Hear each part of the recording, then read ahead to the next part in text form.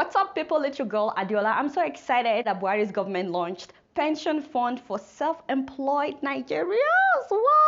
For the money and ready. Now, we don't know the logistics yet, but I'm happy that the government is thinking about the self-employed. However, I've seen mixed reactions. Some Nigerians are wondering how to trust a government that has trouble paying regular salaries of civil servants, as in some people have not been paid for months, including pensioners. Many of them have not been paid. So how do we trust them to take care of the self-employed people? At the same time, there are people celebrating that at least the government is now thinking about the self-employed. So personally, I think that if the government wants to convince self-employed people to start releasing part of their monthly income to the government in order for them to qualify for future pension, they will have to first of all, do well in paying salaries and pensions of the retired civil servants. Let me know what you think about that. And if you're a self-employed Nigerian, are you willing to trust the Nigerian government about this? Would you be willing to release part of your monthly income so that you can get pension from the Nigerian government later in the future? Let me know in the comment below. Meanwhile, both the Rep and the Senate have approved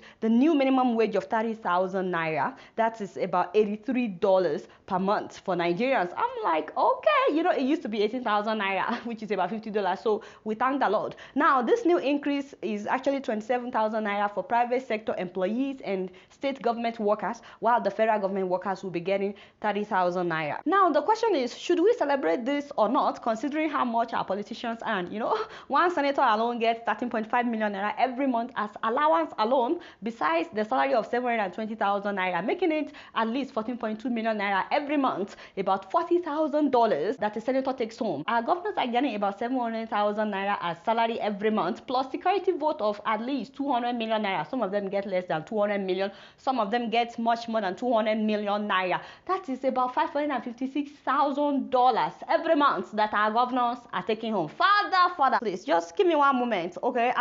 Father, 500, every month, Father Lord Almighty. And do you know what? Most of them, they just pocket this money, if not all of them. Remember in 2009, former Governor Peter Obi was caught trying to change 255 million naira to dollars in Lagos, in order to smuggle it out of the country. Allegedly, let me say allegedly, because he denied it. He said he doesn't launder money. He actually said that he was trying to use that money to pay a contractor in dollars. Now, meanwhile, Transparency International said that at least $670 million disappear every year in the name of security votes in Nigeria. I'm just saying that while I'm very happy that people are now getting a raise in Nigeria, I think that we seriously have to make public offices look less attractive by reducing their salaries and their allowances. I want to know what you guys think, by the way, about the pension for the self-employed, as well as this increase in minimum wage. You guys not know much. Guess what? I'm just keeping it real.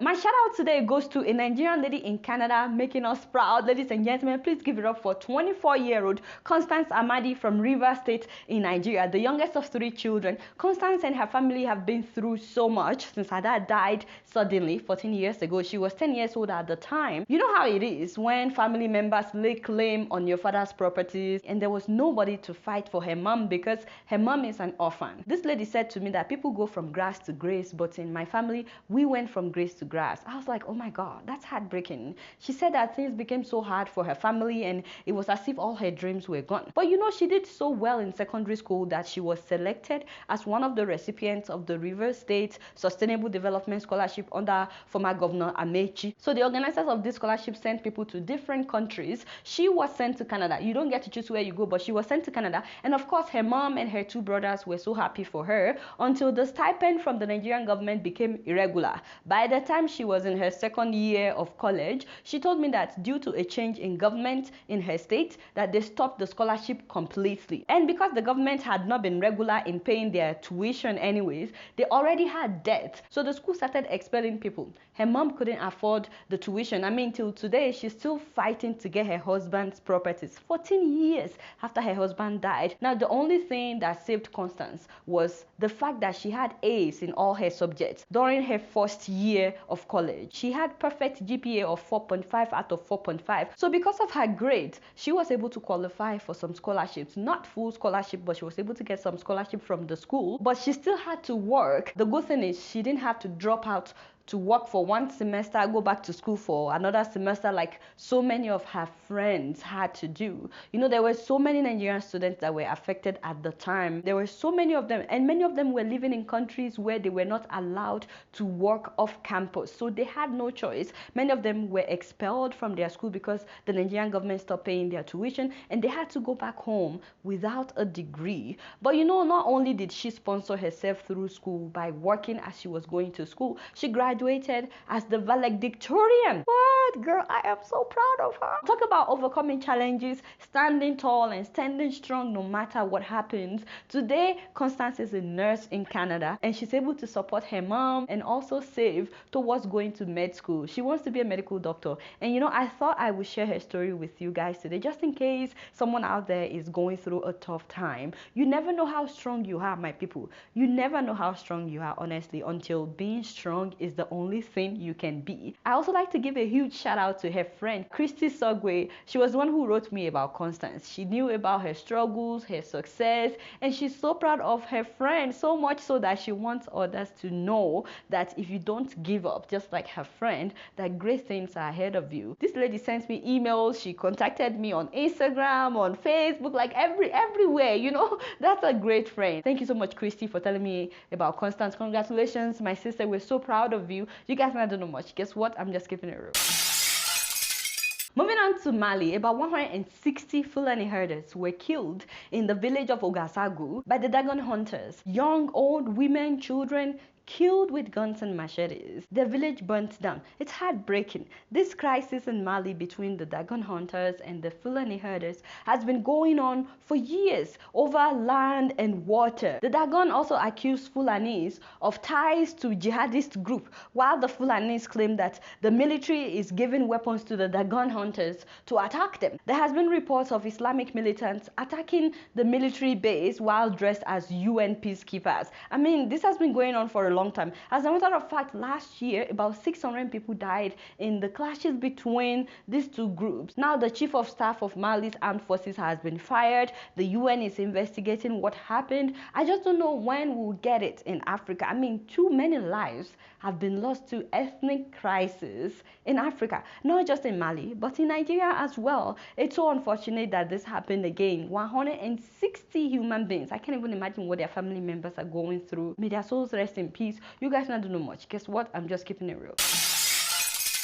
And in Ghana, a road accident in Kintampo on March 22nd claimed about 70 lives when two luxurious buses had a head-on collision at 2 a.m. in the morning. I mean, it was really, really bad. The buses were totaled. One of them caught fire, and you know, there were smaller vehicles on the road that got caught in the accident that night. So many Ghanaians are upset because they've been complaining about the condition of roads for a long time. In February of 2016, 70 people were killed on this same road when two buses collided. By the way, some survivors of this recent accident said that one of the drivers was falling asleep and that the passengers begged him to park and take a nap. They told him to park and sleep for a while, but he refused. Can you imagine? You know, I think that a lot of drivers on our roads don't care.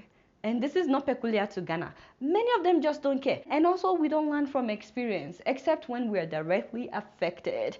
By the way, these are VVIP buses. They have VIP buses in Ghana. They also have VVIP buses with beds. Driver, okay, I am going to Ankara. Traveling to Accra, you have to use Royal VVIP.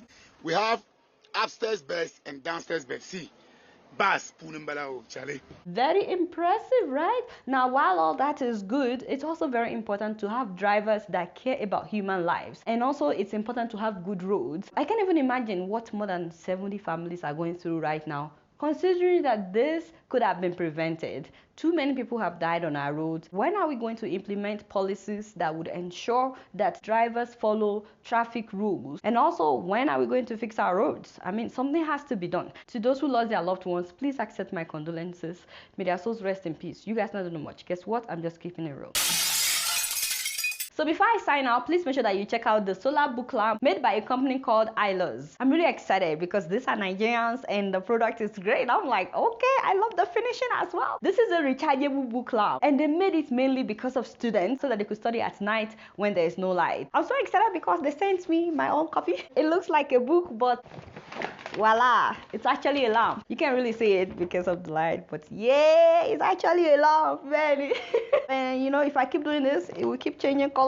So they made it a rechargeable book lamp. I mean, you charge it the same way you charge your cell phone. It has 2 plugs, so you can plug here to charge the book lamp, but you can also plug your cell phone to the book lamp to charge your cell phone. That's what's up. Yes, man. It is 2 in 1. So they have distributors in different parts of Nigeria, in Lagos, Benin, Oyo, Osun, and also here in the US. And the best part is, if you don't have light to charge your book lamp, just put it in the sun, because the back of it is solar and it will charge in the sun. This is solar. Can you see? It is solar. How genius. So you can buy one that changes into different colors, or you can buy one that has only one color. And if you don't use it as a lamp, it's also a great decoration. Like, I put this in my living room. People come to visit me and they see it's changing colors. I'm like, yeah, that's what's up. So yeah, you can use it as a decoration if you want, because it sits by itself.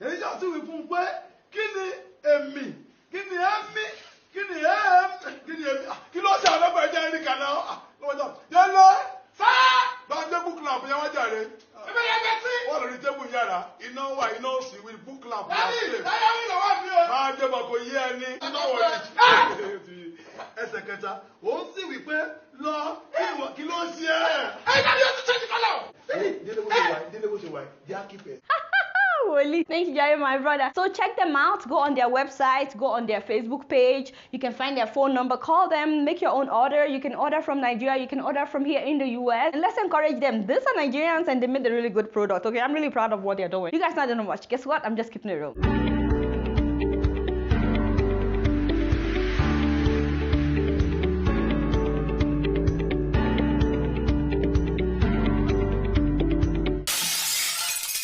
So by now, I'm sure you must have heard that in Osun State, the Tribunal has declared my uncle Adeleke, as the winner of the Osun State gubernatorial election that was held last September.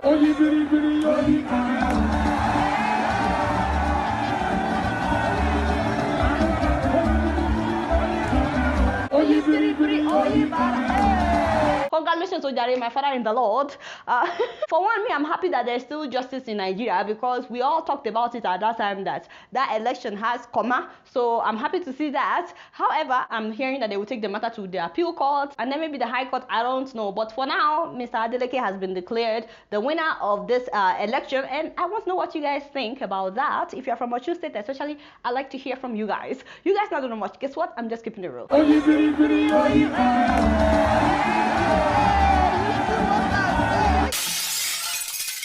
Hi guys, it's your girl Adeola. Welcome to Wave, the secure way of sending money on your phones. Many of us are used to sending money the old-fashioned way, you know, going to the store to wait in line, to send cash via an agent.